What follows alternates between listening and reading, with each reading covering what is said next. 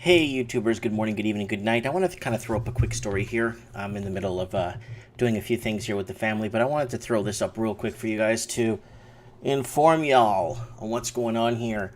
So we got ourselves a tiny problem here. White workers at BC resort suffer radical discrimination tribunal fines. So what's happened is, I'm going to read the article here. It was posted November 2nd, 2018. And everyone's talking about how all these other... They never talk about how whites ever get discrimination against. So I'm going to start, when an article comes up and around, I'll let you guys... I'll read it for you guys, because it's always... Everybody else is discriminated except the whites for some reason. But it's the whites that are being discriminated. Anyways, let's read what it says.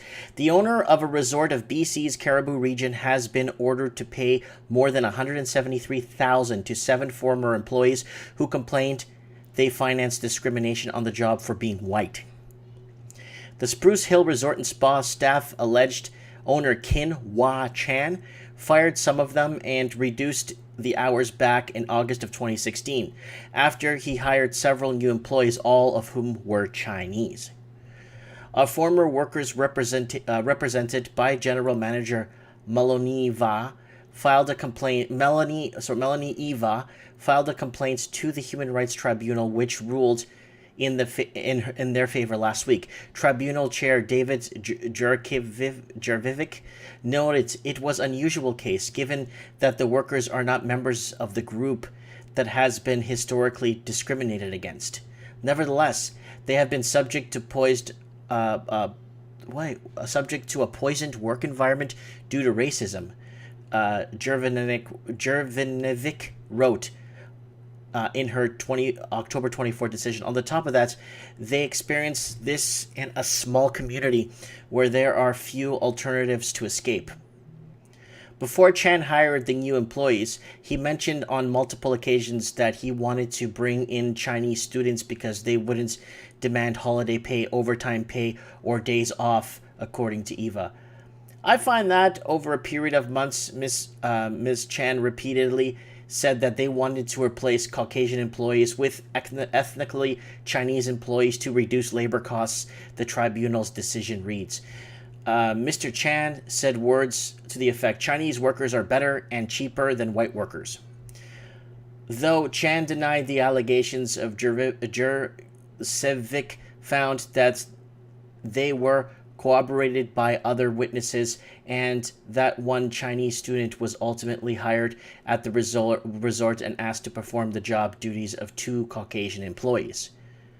3 other ethnically Chinese workers were hired around the same time, when Chan subsequently began reducing hours and firing employees. Only white workers were impacted according to the tribunal's decision. While one may sympathize that the Chinese students, who was on a salary and appeared to work long hours with limited additional compensation, Caucasian employees lost their hours and income because they were Caucasian, Jervanek wrote. Speaking on CTV News on Thursday, Eva said the tribunal's ruling came as a huge relief after the group spent more than 2 years seeking justice for their treatment.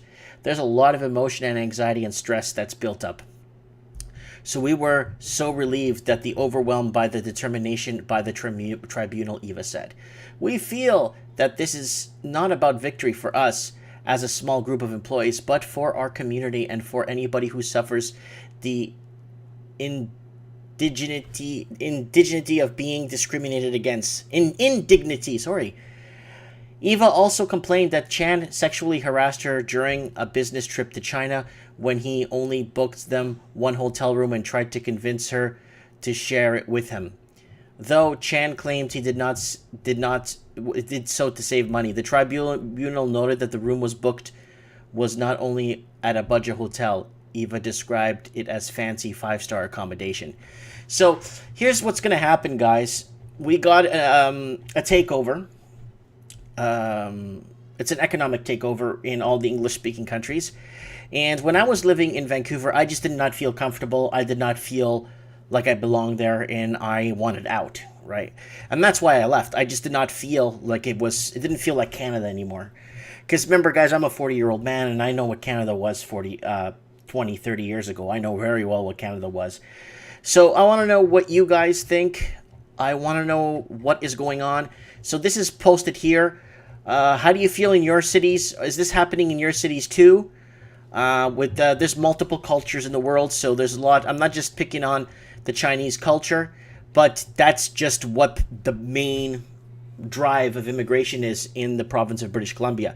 So I'd like to know what you guys think. Like I said before, if it was Portuguese, it's saying the Portuguese are coming. If it was the French, it's saying all these French. But it is happening. Nonetheless, it's happening.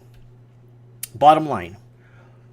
Who, what, when, where, why in your area? Let me know in the comments below. Leave some links below to any educational videos that may contribute to what I just wrote here. Racial discrimination, is it happening in your area? Let me know. I was very racially discriminated when I was in Vancouver, big time. Remind me to tell you the Hyundai? Yeah, Toyota or Hyundai story. When I went to go apply for a job there. Ooh.